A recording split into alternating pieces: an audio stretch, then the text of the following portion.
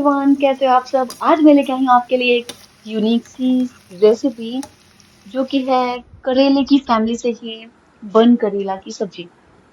तो इसे बनाना बहुत आसान है। इसको जस्ट फ्राई करना है बेसिक मसालों के साथ और बस बन गई। इसका टेस्ट इतना यूनिक है ना कि आप एक बार खाओगे तो बार बार खाने का मन करेगा। वर्ड्स में तो मैं आपको बता नहीं सकती इसका टेस्ट कितना यूनिक है। तो इसके लिए आपको एक बार बनाना ही पड़ेगा। आपके लैंग्वेज में जो भी बोलते हैं ना, कमेंट करके मुझे नीचे बताइएगा। Thank you for watching sir.